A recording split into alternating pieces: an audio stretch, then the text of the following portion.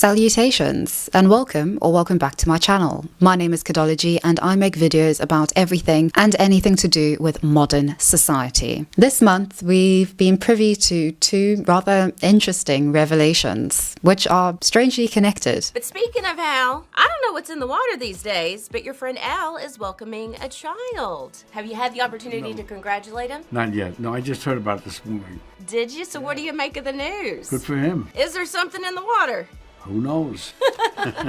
Robert De Niro, age 79, welcomes his 7th child. And if you needed any evidence that men's sperm quality and count could be in sync, well, best friend and co-star Al Pacino is also expecting. Al Pacino, aged 83, is expected to become a father again. Noor Al-Fala, Pacino's 29-year-old partner, is expecting in about a month, I believe. I found it rather interesting that some news outlets are naming this sort of phenomena among high-profile, elderly Hollywood male stars Zimmer daddies. And it would seem that generally, men in the modern world are waiting a lot longer to have children. The average age for fathers of newborns in the United States has risen from 27.4 years back in 1972 to an average of 33.7 years in 2021. Now, when I heard that Robert De Niro fathered his 7th child, I thought, damn, I missed my shot. As we know, Robbie Boy has a thing for the ethnic lasses.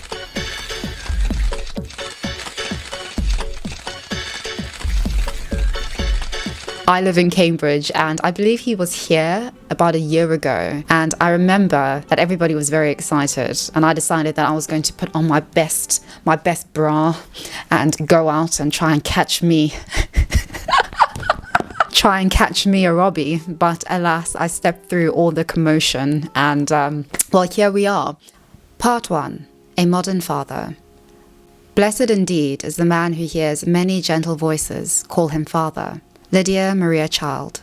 I think when I read stories like this, I don't just think about the obvious fact that, for instance, sperm quality and density is reduced with age, and all the implications and the health risks of neonatal births and neonatal implications from having a father who is considerably older than the average age. I think it makes me think about fatherhood in general. It's only been in the last few years that I've started to really wish that I'd had a father. I've definitely started to notice the implications for me of not having a father figure in my life. I was never in my entire childhood raised by a man until I was 16, and by that point the father figure that I had was an 80-year-old man. This was my foster parent and we'll call him Donovan.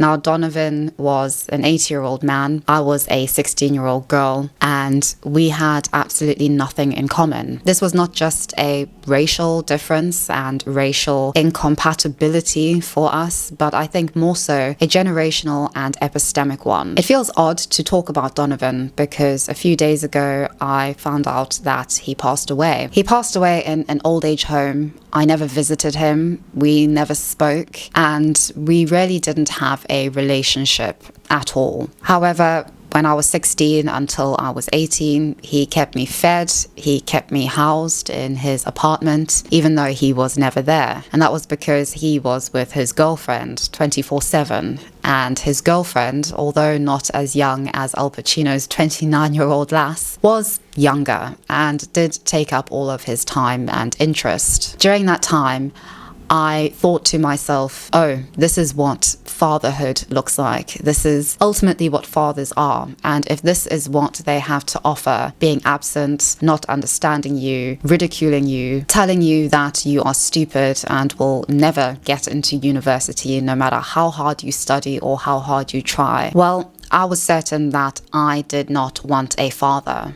and that I was so relieved that I had never grown up with one. And like a lot of young women, I went through my rather radical feminist phase in which I ultimately saw all men as the bane of misery for everybody. My reference in point not being that I'd had a father who ended up being shite, but that I didn't have one. Now, why I reference Donovan is because he reminds me of Robert De Niro, not in terms of anything personal, but more so just in what they represent. Elderly men looking after young children. Did you think you'd be back on diaper duty these days? Well, I don't do the heavy lifting, I will admit, but I tried it. I'm trying to do more.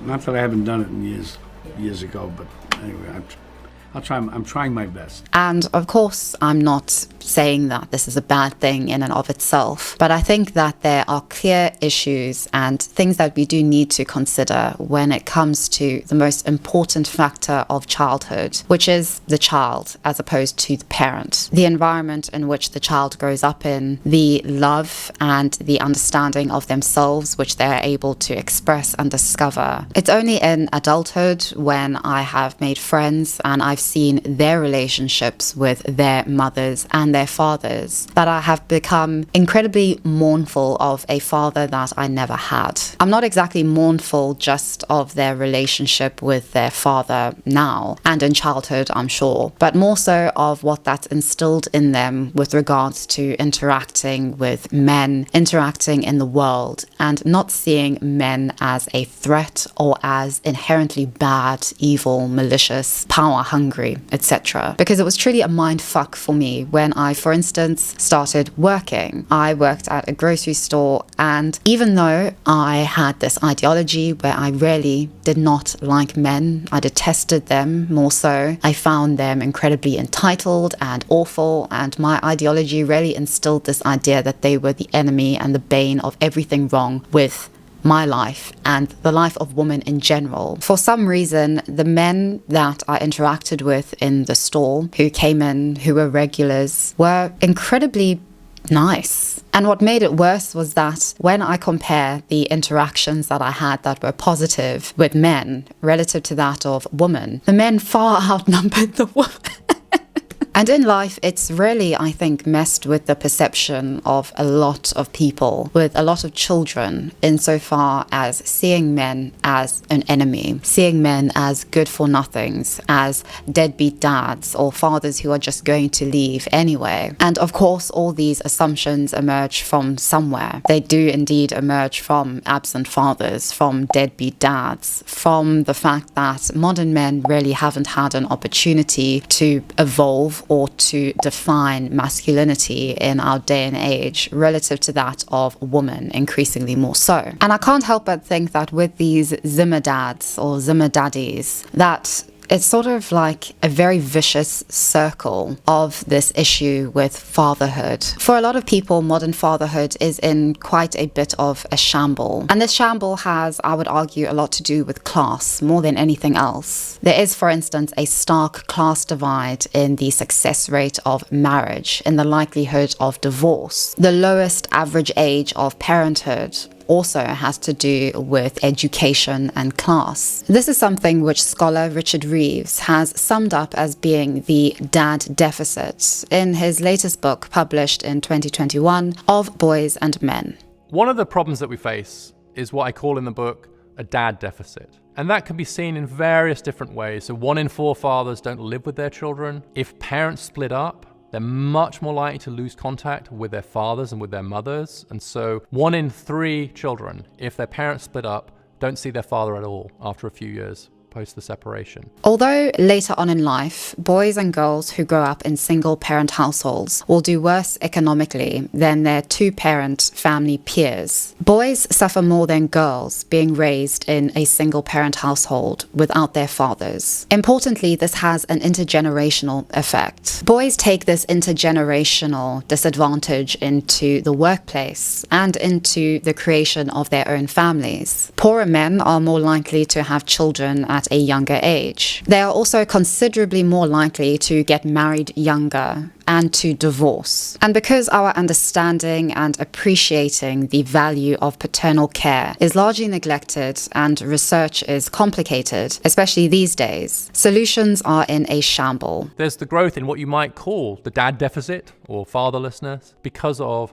a real shift in the shape of families and a danger, frankly, that we're just benching dads. If they don't fit the traditional model of what it used to mean to be a father, to be a breadwinner and a provider, then the danger is that they feel benched as a result, and that they get benched by societies, benched by families. And when 4 in 10 children are born outside marriage, and most children to less educated parents are born outside marriage, then we have to reinvent what it means to be a father. Because right now, men are still being held to an old standard of what it meant to be a successful father in a world where that is neither possible for many of them or even desirable. The highest average age of fatherhood is among those with a master's degree or higher. The lowest average age among those with a high school diploma or less. I feel that a solution being offered is for men to have children older. And at first glance at the statistics and data, that would seem to be the case. Parenthood is increasingly being postponed for women and men. But as we can see with the likes of Robert De Niro, Al Pacino, Charlie Chaplin, Mick Jagger, Billy Joel, high-profile men are increasingly postponing fatherhood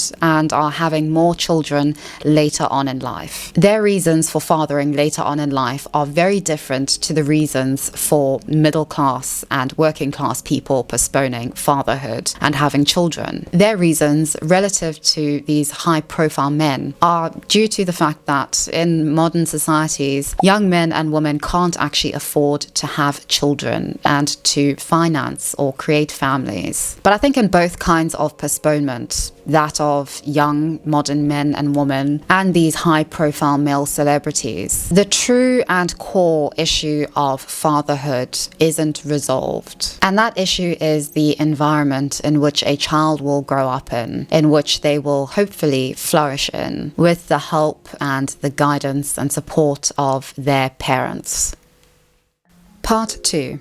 Geriatric Dads. By his child's 18th birthday, Al Pacino will be 101 years old. Robert De Niro will be well into his 90s. Now, I don't want to be nostalgic for images of fatherhood which never existed.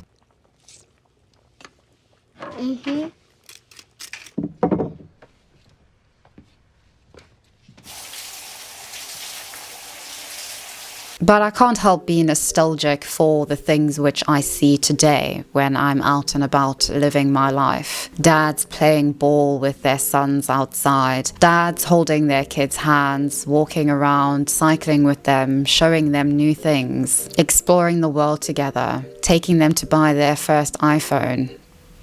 And I think I'm also nostalgic for a world in which I hear young men saying that they really want to be fathers, talking about how they want to be good fathers, how that is something which is important to them. Because when it comes to the internet and especially the manosphere, I hardly ever hear any conversations. Actually, I've never heard any conversations about fatherhood, about being a father, about how you will raise your children, about what it means to be a father and to have that kind of responsibility over a young mind and life. We've talked about this, and what I predict is relationships are going to become harder and harder, and I suspect in the next 10 years, that there's going to be more single people than ever before. The family unit is going to continue to disintegrate. And we got a hookup culture right now, and that's kind of what's going on. It is what it is. We kind of are involved in it. Because here's the thing with us, we understand that children are best reared in a dual parent household. That's pretty much a fact at this point. Single parent households lead to the destruction of a society where you're going to have productive people, right? But at the same time, let's be honest here. Women have more options than ever had before. They make more money than they've ever made before. The need for a man provisioning isn't really there as much. So if you don't need the money like that and the security, well, what's left? I kind of want the hot guy. Fun time. Cancun. Since I was a child, I knew that I didn't want to be a mother. I didn't want to have children. And that isn't necessarily because there's anything innately that is repelling me from doing so. I think it's increasingly become very important to me that if I were to have a child, I would want to do it with somebody, with a father figure, with my partner, female or male, whatever. But vitally, I would want them to have positive father figures who are fathers for them and not just for themselves. I think it's clear when it comes to the likes of Al Pacino and Robert De Niro that they haven't actually thought about the child, that it isn't about their children that they are having and will, I'm assuming, continue to have. The quality of life for that child is not just about money. It is about whether you are a parent who is there, who is loving, who understands them and prioritizes the actual needs and interests, emotions and opinions of the child. And I theorize that this is because men as fathers can play multiple strategies relative to women. Women are pretty much stuck in the strategy as a mother who has to be there, irrespective of whether she wants to or not. Men have more than one strategy in being a father. For some boys, the best evolutionary outcome can come from investing heavily in his family, possibly after establishing himself economically and attracting a fecund wife who will be a good parental collaborator. For others, it remains possible to mature as fast as possible and then mate with and possibly desert one or more women. Boys whose fathers stick around may have both their father's genetic disposition to be more paternal and the opportunity to grow and educate themselves for the longer-term strategy. Boys whose father leave may inherit a proclivity to do the same, and they may be forced by circumstances to grow up faster than they otherwise would have done. And so in a world and bind where paternalism and paternal care is neglected, is under-researched, is not very well understood by any of us, is not appreciated nearly enough by any of us, where are these solutions? Where are the conversations when so many organizations and means for men to talk about masculinity, about being men, are just undermined, are ridiculed as being men's rights groups? What we see instead is solutions being offered by the likes of... Here's the truth. Why it's so hard to please women. Because we're more emotional based. It's very hard to please a confused retard. Another thing, women do not want to be treated like queens. They want to be treated like princesses. They want their ass wiped by a father figure, or they leave you. If you give them the queen treatment, they will leave you. If you give them the princess thing, don't wipe my ass, please. What he means by that is women need a leader, they need a coach, they need someone that's better than them in every regard. Women don't seek their equal. I know your sister made fun of you for dating rich guys, but a part of the reason why you wanted guys that were rich is because they were better than you. Women don't seek their equal. They weren't better than me. We need they were actually, the reason we broke up is because I was better than them and they were jealous. That proves my point even more. I know, right? Yeah. I know, right? And going off the comments of a lot of these red pill content creators and podcasters, it is pretty evident that many of their audience, their core audience, are predominantly working class or lower income men. That is, the men who are most heavily held to the standard of masculinity within their communities, by each other and by women. And on the other hand, the men who are the least likely and the least able to achieve that form of masculinity, especially in our modern age. Men and the place of masculinity have really been left out of any modern conversations about the modern family. This world and the family dynamic are drastically and rapidly changing, yet the expectations of men are still pretty archaic and stifling, especially, as I said, in working class contexts where men are in fact the least likely to emulate traditional masculinity, yet are under the most pressure to do so. This, in my opinion, is also why, for instance, African American men and Black British men are at the same kind of disadvantage as white working class men in this regard. And this is at the root of why heightened tensions between men and women are so stark within these working class communities and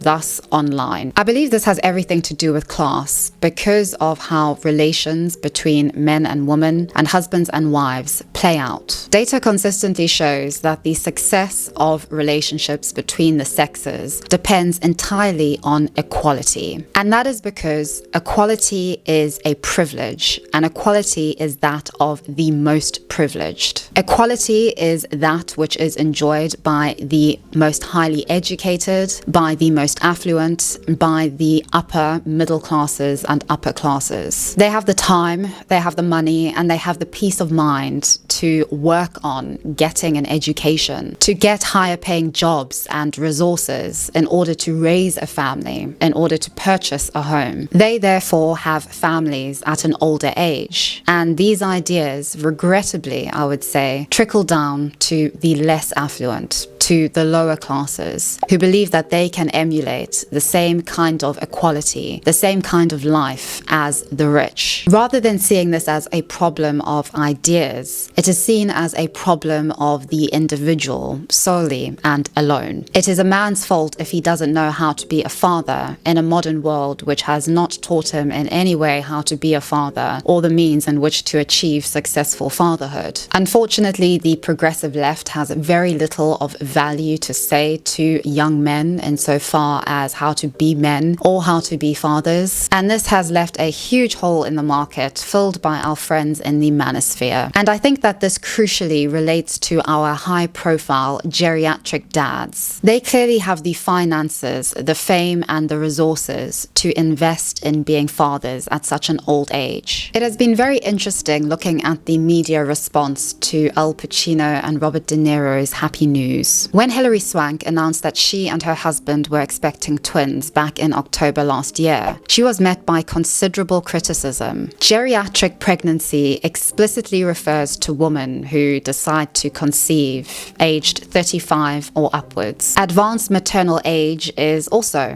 used. This is interesting, especially considering that half of women born in 1990 remained childless by their 30th birthday, something that has never been seen before. And of further interest to me, there is no equivalent term for the likes of Al Pacino and Robert De Niro. That is why I've decided to call them geriatric dads, because I think it is only fair. The media has been describing Rob and Al, who are way beyond any equivalent of the geriatric mother, as examples of older dads embracing fatherhood. The rhetoric around this is either a lot more positive when it comes to Al and Robert, or when there is any negativity, the majority of it is actually directed at the younger women who have decided to conceive with older men. Let's be real, if this is wife, they aren't having any more kids, but because it says girlfriend, I know she is doing whatever for that bag. Congrats Al, LOL, live your best life. He is living the life. Damn, she's a baddie. Get it, Scarface? Al's girlfriend Noor thought this was gonna be a quick sweep, and Al is instead pulling a Celtics on her. Hope he lives the 114 years and makes her earn the shit out of this estate. I'm sure she isn't interested in his money either. Well done, she's gorgeous. Feminists still in disbelief that an 82-year-old can still reproduce because they always go against biological facts, and this is not an exception. Old men in general can reproduce at an old age. Can't say the same about old women, yet they claim men and women are the same in the dating market. Shake my head. Bro is shooting dust and still getting the job done. What's he eating? Her bussy, unfortunately. And this response, although quite humorous, really makes me think that some men are going to think that this is really the future for them, becoming geriatric dads, holding off fatherhood, and ultimately getting that young thing. Geriatric dads are not the future for most men, I'm afraid. Although it may appear that waiting longer to have children may have added benefits financially, it actually really is not the case. Because a conversation that is hardly ever had regarding fathers who decide to become parents later on in life, considerably later on in life, is the financial factor. Beyond physical challenges, the biggest issue for families in this situation, that is in the situation of Al Pacino and Robert De Niro, is making sure there will be enough money to provide for the younger spouse and the child. To cover a child's needs into their mid-20s, a parent could easily need an additional $400,000, which often comes as a surprise to a senior, more established member of the couple, according to Hank N. Mulvihill, director and senior wealth advisor at Smith Anglin Financial in Dallas. That person, if planning for a family of moderate means, is going to have to set aside a lot more money for the younger people in the family. For most men, being a geriatric dad is going to mean that they have to work harder and longer. They'll have to hold off retirement, and their younger wives will most likely have to work a lot harder, either as effective single mothers or as breadwinners. Well, I don't do the heavy lifting, I will admit, but I tried it.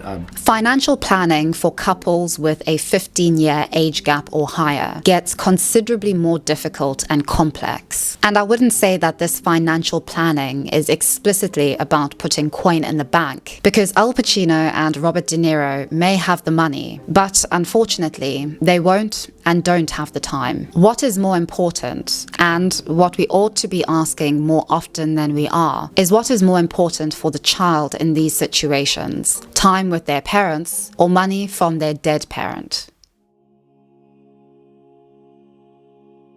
Somebody in my latest video left a very interesting comment about children and parenthood. Children generally aren't really thought of as full people. Their wants and needs aren't considered by most parents. Rather, most parents have an idea in their minds of what their child wants and needs, and that certainly goes well when the two align. But when it differs, most parents can't adjust. This is why we see things like siblings being separated. The parents don't want to deal with the conflict of having them together, or whatever other reasons, like convenience they may have for keeping them separate. We really need to normalize listening to children and being willing to put their needs first when possible. And I agree wholeheartedly with that. Online at the moment, people are incessantly going off about children and the well-being of children, of PDF files being around every crevice on Twitter, child indoctrination by the likes of TikTok and the LGBTQ+ community. Concurrently, children are going through